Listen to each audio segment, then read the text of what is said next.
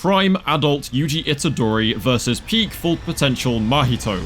Let's go. Now, Prime Adult Yuji is a very popular talking point at the moment, as he should be, because Yuji is epic and awesome and cool, especially now that we know he spent his adult days traumatizing old men for fun. To be honest though, in my mind, Adult Yuji and Prime Yuji are very different things, because as much as Yuji probably did get way stronger in his adult years, I would argue that Prime Yuji is the one who fought against Sukuna, because let's be real, there is no way he ever fought another opponent even close to Sukuna's level in his entire life. Still though, I do understand that when you guys say Prime Yuji, you just mean Yuji at Gojo's age when he's refined all of his skills and abilities far beyond what they were during the Shinjuku Showdown arc, so that Adult Yuji is the one that we're going to be using in this video. Well, I mean, Yuji's physical stats were already broken before the Soul Swap training, and would have only gotten better post-Soul Swap training, thanks to him improving his already insane cursed energy control and physical enhancement. Now, at that time, his physicals were at very least relative to Maki, who was relative to Toji, who were relative to the other... Oh, who cares? Look, the point is he has crazy physicals, alright? We all know this. Check the statistics.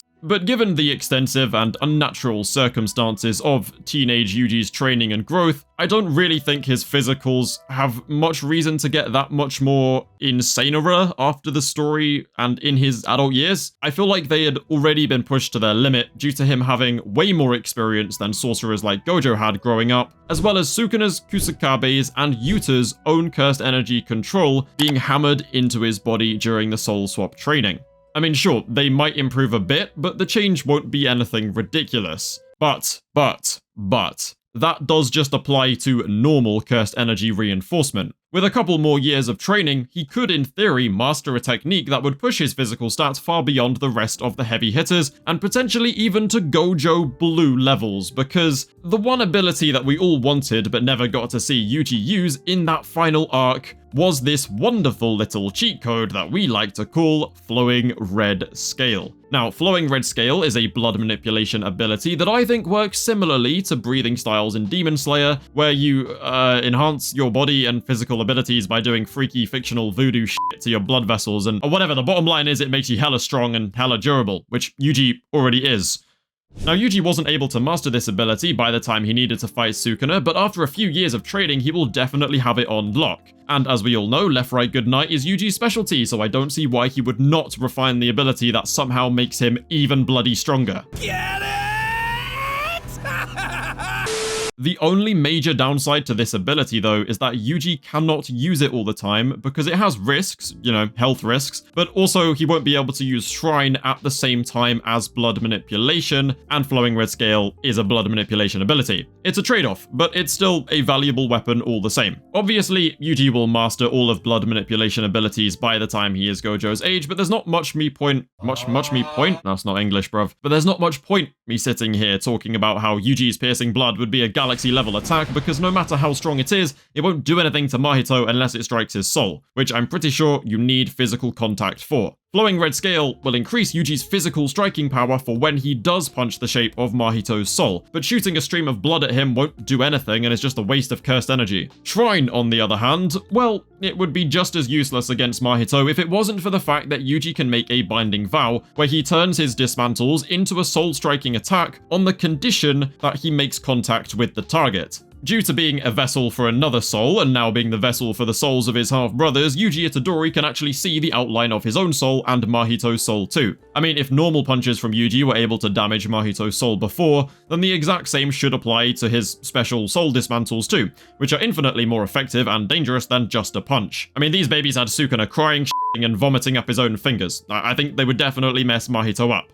And sure, these soul dismantles are normally used to target the barrier between a vessel and an incarnated sorcerer, but since Yuji's base punches hurt Mahito, soul dismantles definitely should too. There is a chance that all of Yuji's attacks can damage Mahito's soul, but the common denominator for damaging the soul is physical contact, so I'm going to assume range dismantles or attacks like blood manipulation won't have this effect. Thanks to Sukuna's internal yappage during the final arc, we also know that the soul can be healed and reinforced with cursed energy, so long as you are aware of the outline of your own soul. Now, Yuji didn't display this ability at all during the final arc because he had absolutely no need to reinforce his soul, but against Mahito he definitely would. With years of training, it's pretty obvious that Yuji should be able to master the ability to reinforce his own soul with cursed energy, and also heal his own soul should it be damaged. Mahito himself explains to us that sorcerers can't normally reinforce their own souls with cursed energy, but if they can, then it does actually protect them against idle transfiguration to an extent. For example, Nanami subconsciously protected his own soul with cursed energy, which is insanely tragic, and this meant that it took Mahito more than one touch before he could change the shape of Nanami's soul. Since Yuji can protect his soul deliberately with his overwhelmingly effective cursed energy reinforcement, it's safe to say he won't be one-shot by idle transfiguration should Mahito even manage to get a clean touch in. Yuji's domain would also be able to apply Shrine or Blood Manipulation as a sure hit, but since his opponent is Mahito, the same domain he used against Sukuna would be super effective here and would likely delete Mahito on the spot should he win the domain clash. Years of training and experience also mean that his domain refinement will be close to that of Gojo and Sukuna's level, perhaps even being equal to them, but I don't think Yuji would have any reason to try and learn an open domain. I want to make that very clear, because a domain like that is for a sorcerer like Sukuna with no regard for anyone else's safety or the destruction they cause. It is very out of character for Yuji to go down that route. Sure, he might have the talent to pull it off, but it's not really in his character for him to do so. And finally, there is the matter of Yuji's furnace, which is naturally a part of the shrine technique. Before Sukuna worked his Binding Vow magic on his own furnace, it was said that the ability was slow and lacked range, which obviously isn't ideal for a seasoned archer like Sukuna, but it is perfect for an up-close and personal fighter like Yuji Itadori. I've said it many times before, and I will say it again. I want Yuji to be slapping his ops up with a Todoroki-style Flash Fire Fist Black Flash. Just wrap that deadly flame around his fist and increase his physical striking power even more, while also applying a burning debuff to his opponent. What's great about this potential ability, though, is that by wrapping his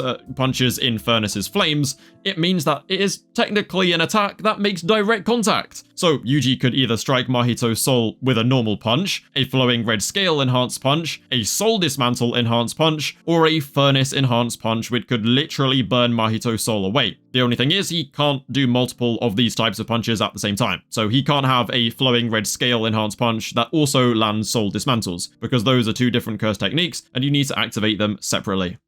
For all we know, a punch that burns away Mahito's soul might even be more deadly than a Soul Dismantle itself, though. I mean, we've seen what Sukuna's Furnace can do, so, you know. The point is, our boy Yuji has a plethora of... That's a beautiful word, plethora. And he has a plethora of win conditions when it comes to fighting full potential Mahito, as well as very solid ways that he can defend against idle transfiguration. However, Mahito's full potential is really nothing to scoff at. Given how he grows stupidly fast and wasn't even at 50%, no, he wasn't even at 40% power when fighting Yuji and Todo in Shibuya. It's pretty safe to say that Mahito's true potential is comfortably in the top 5 in all of Jujutsu Kaisen and probably in the top 3. Hell, there are those that argue full potential Mahito is top 1, and honestly, I don't think that's crazy.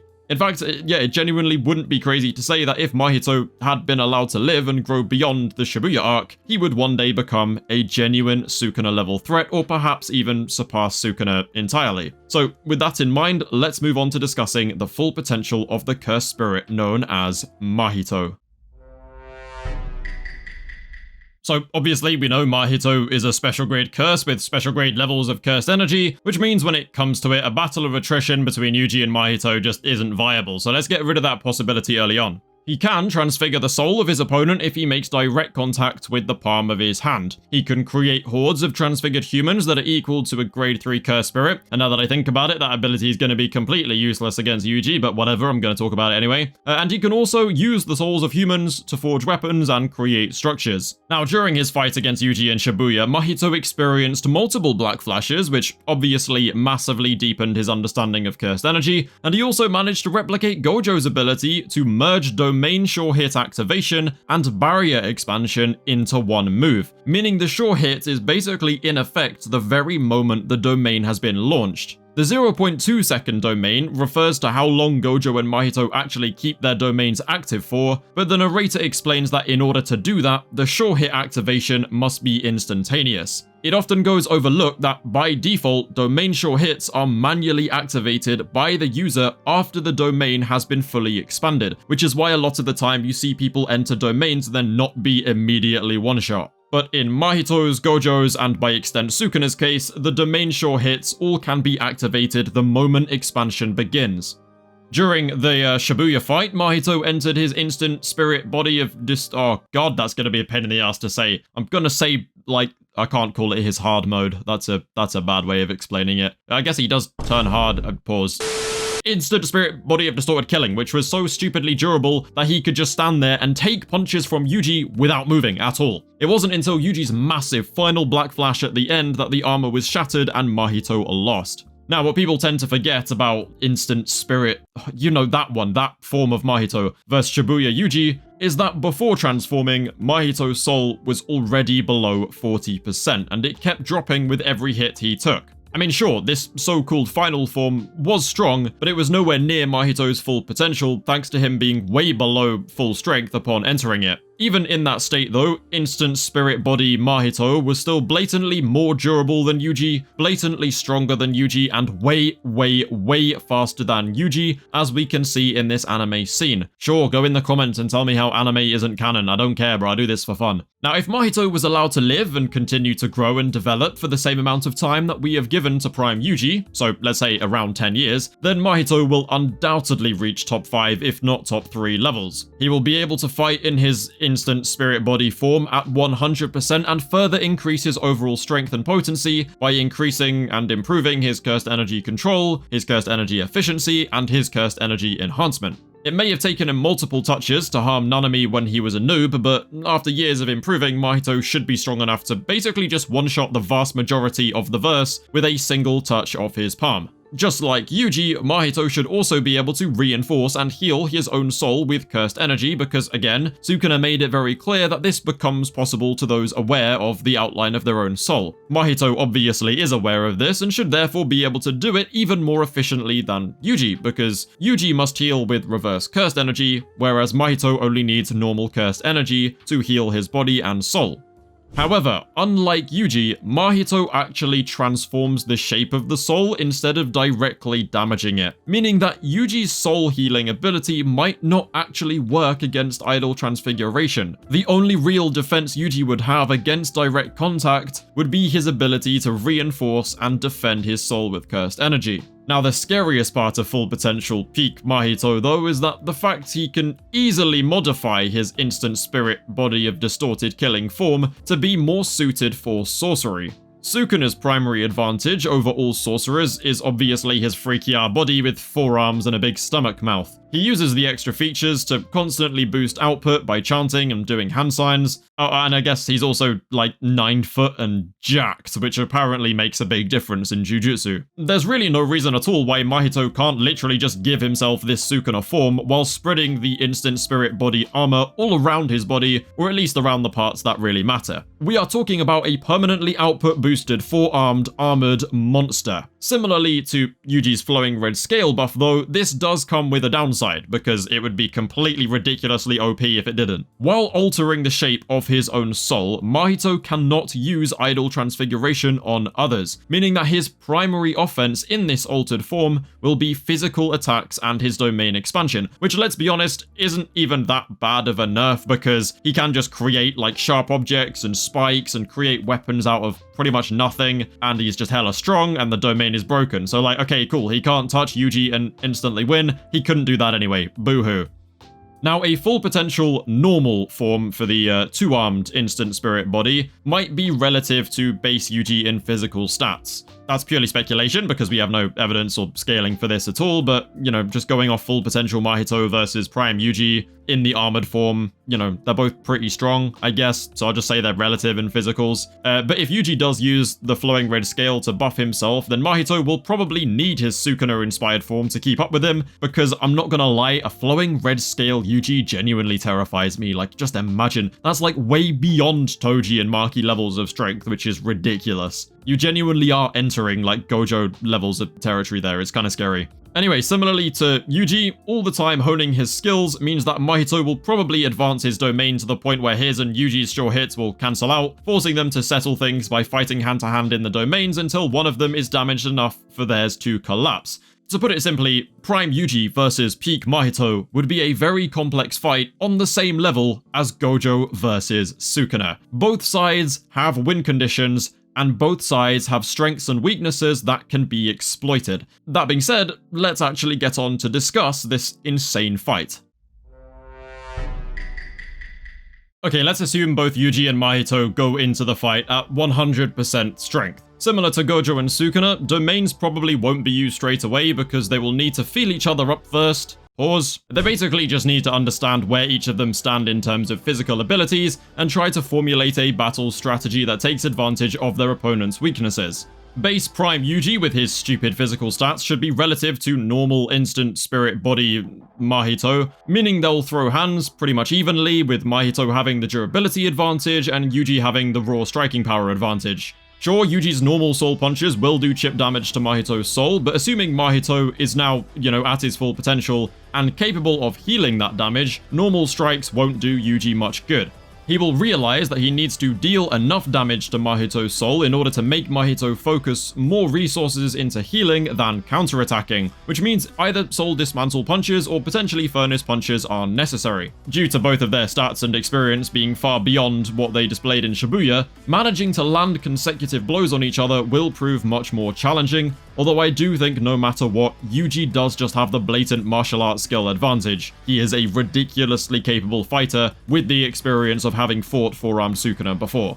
Now, in base, Yuji is still at a slight disadvantage because even though he can reinforce his soul with cursed energy to protect himself from idol transfiguration, Mahito's output will now be enough to eventually land a successful idol transfiguration blow that Yuji cannot necessarily heal from. So, like I said, his main defense here is reinforcing the soul and just defending himself with his cracked martial arts. On the other hand, Mahito has the means to heal soul damage inflicted by Yuji with little trouble at all. So Yuji's kind of found himself in a weird Maharaga-like situation where he needs to deal significant damage at once and divert Mahito's resources.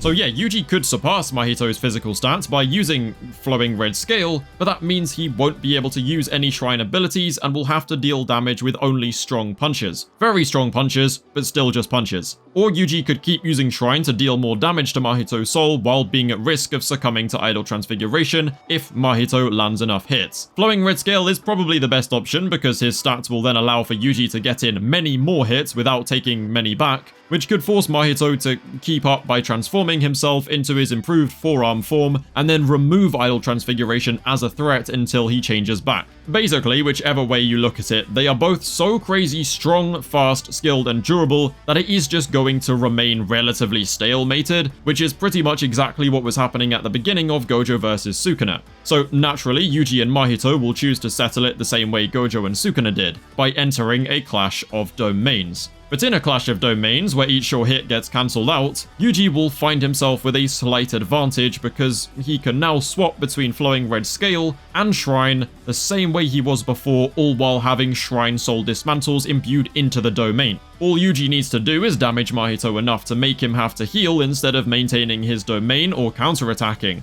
He can do this by either landing a few strong blows of contact soul dismantles or furnace punches, or he can do this by using Flowing Red Scale to blitz Mahito and hit him with a barrage of many weaker soul punches.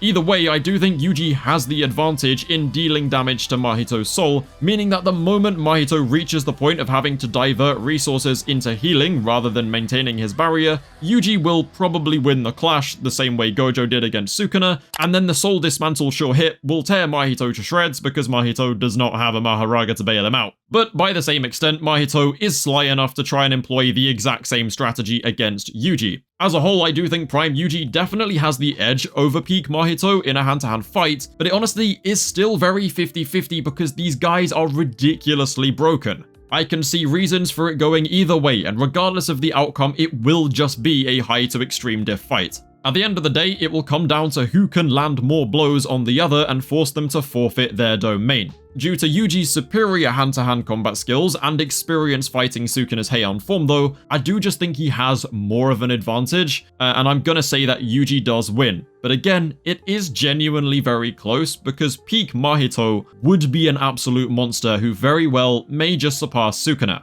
Unfortunately for Mahito though, it just so happens that the exact same thing applies to Yuji Itadori. They're kind of like each other's worst and best matchups at the same time. I don't know, it's weird. But yeah, at the end of the day, this is purely speculation and fun hypotheticals, because we haven't got a clue what prime adult Yuji or peak full potential Mahito would look like. We just don't know. Everyone is going to have their different opinions, and honestly, I think I pretty much agree with any take on this. I genuinely think it can go in any direction. But yeah, it was just made, purely for fun, so don't take it too seriously. That being said, make sure to like the video, subscribe to the channel, and consider becoming a member. Thank you guys for watching, and I will see you in a bit.